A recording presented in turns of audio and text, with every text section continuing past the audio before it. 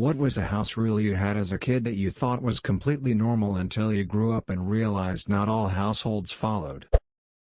My mom used to pay me to be my own babysitter between the ages of 10 to 14 or so.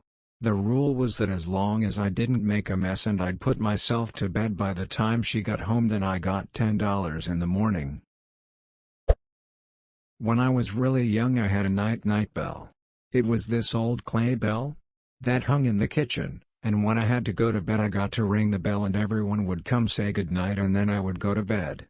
Not really a rule, but a weird little ritual in our house.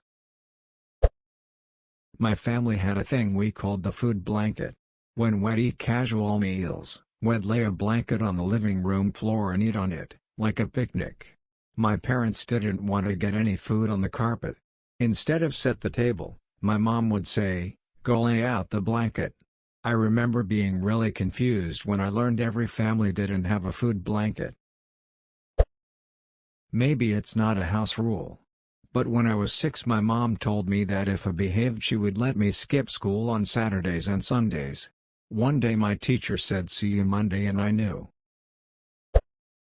We weren't allowed to watch anything remotely sexual, like if people were kissing on screen my mom would freak out and run to cover the TV with a pillow and go blah blah cough loudly until it was over. Once I tried to see a PG-13 movie with my friends and my mom cried and my dad called me horrible for making her cry. I was 14. I wasn't allowed to take a shower if I was home alone. I also learned at age 7 that other households closed the bathroom door when using the toilet and keeping it open was weird.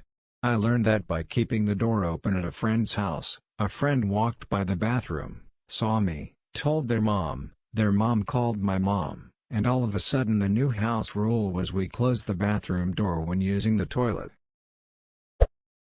We weren't allowed to get into the fridge or the cabinets without asking permission. My family was very poor and we had a limited food budget, so eating something without permission very possibly meant eating one ingredient of a meal my stepmother was planning on cooking within the next few days. I went to friends' houses and they just ate whatever they wanted, whenever they wanted. We weren't allowed to walk in our dining room unless we were using the room for a special occasion. The carpet always had that just vacuumed look, so it was a dead giveaway if anyone walked across it. If you don't get as you don't eat at the table. I legit thought this was normal until I had dinner at a friend's house and my friend brought home a devastating report card. His parents were so supportive and loving. Edit, I'm not Asian, you guys. Not a rule. But still to this day I am befuddled at my mother's reasoning. When I was a boy we lived in a pretty rural part of Mexico, horrible infrastructure. Power would often go out in the middle of the night. She would proceed to wake my brother and I up, simply to wait until the power came back on. For the life of me I cannot figure that out. She wasn't afraid of the dark, she just wanted to make sure we saw the power return. Edit, everyone keeps suggesting because of fire reasons and come to think of it, that actually makes a lot of sense. It's actually how we lost that house. Maybe my mother is clairvoyant. No curfew as long as I told my mom where I would be. I was always honest. BCS, I love being 16 with no curfew. Any of the kids, 7 of us, can play with any toy that is left out. The owner of the toy can't take it back until whoever's playing with it is done. If the toy is put away in the owner's room, permission must be asked. My mom freaks out about hearing commercials on TV. The second it goes to commercial break it has to be muted. She also mutes it if she thinks it's about to go to commercial, even though sometimes she's wrong. And she doesn't really pay attention. So she doesn't notice a lot of the time when the commercials are over, so she leaves it on mute when the show is back on. It's very difficult to watch TV with her. If you couldn't find something, and you asked someone for help, sibling or parent, and they found it for you, they got to punch you in the arm. When I got in trouble I was put on reading restriction as a punishment. I loved to read as a kid, still do. So it was an effective punishment at the time. Wasn't in my home, but my aunt and uncle never let us use the upstairs washroom when we were kids because they thought we'd touch the walls with our dirty hands, so they made us piss in a jar they kept under the kitchen sink and just poured it down the drain when we were done. Never thought it was strange until I brought it up to my cousin a few years ago. We laughed pretty hard about it. Not being allowed to leave the table until your meal was finished. I remember eating at a friend's house and looking really uncomfortable trying to finish a food I didn't like, only to be told, "You don't have to finish it if you don't want to." Mind-blowing.